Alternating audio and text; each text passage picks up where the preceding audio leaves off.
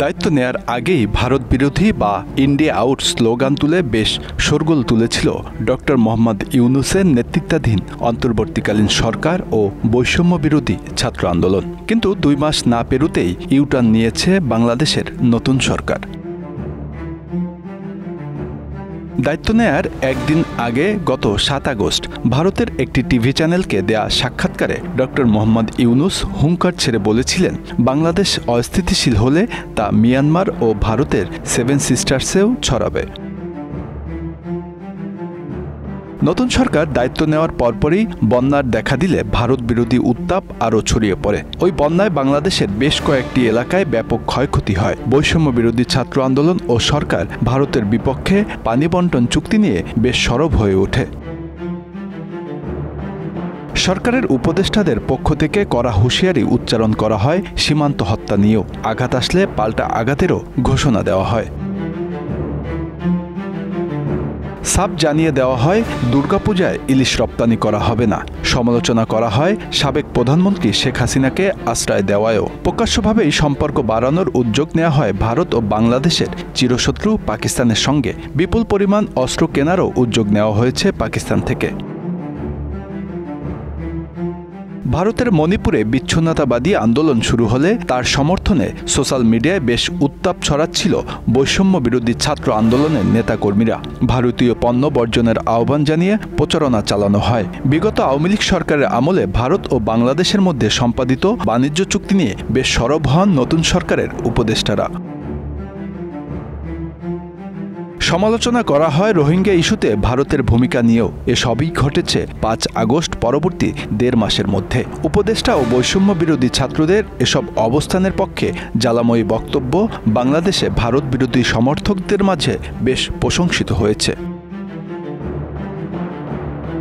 জবাবে ভারত সরকার ও সেদেশের জনগণের পক্ষ থেকে নানা ধরনের কটূক্তি ও হুমকি দেওয়া হয়। হঠাৎ করে পাওনা পরিশোধের তাগাদা দেন ভারতের আদানি গ্রুপ। পেঁয়াজসহ নিত্য প্রয়োজনীয় বেশ কিছু পণ্য রপ্তানি নিয়ে শক্ত অবস্থানে নেয় মোদী সরকার। কঠিন করে দেওয়া হয় ভারতের ভিসার পথ। সীমান্তে বিএসএফের অবস্থান বাড়ানোর ঘোষণা দেওয়া হয়। এসব উত্তেজনার মাঝে হঠাৎ করেই আন্দোলন শুরু হয় বাংলাদেশের পার্বত্য অঞ্চলে। বেড়ে যায় রোহিঙ্গা অনুপ্রবেশ। তবে সাম্প্রতিক উত্তেজনা কাটিয়ে ভারতের সঙ্গে সম্পর্ক উন্নয়নে আগ্রহ দেখাচ্ছে ডক্টর মোহাম্মদ ইউনূসের সরকার। সুর পাল্টাতে শুরু করেছেন সরকারের উপদেষ্টারাও। এখন ভারতকে বন্ধুরাষ্ট্র হিসাবে অভিহিত করা হচ্ছে বিভিন্ন বক্তব্যে। ইলিশ রপ্তানি বন্ধের সিদ্ধান্ত পরিবর্তন করে বিগত সরকারের চেয়ে কয়েক গুণ বেশি ইলিশ রপ্তানির অনুমতি দেয়া হয়েছে।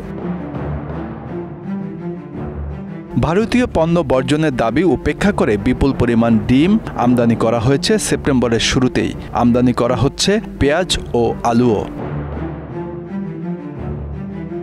জাতিসংঘ সাধারণ অধিবেশনের ফাঁকে ভারতের পররাষ্ট্রমন্ত্রীর সাথে বৈঠক করেছেন নতুন সরকারের পররাষ্ট্র উপদেষ্টা। বাংলাদেশের আগ্রহেই সেই বৈঠক অনুষ্ঠিত হয়। সেখানে 2 দেশ একসাথে কাজ করার বিষয়ে আলোচনা হয়েছে।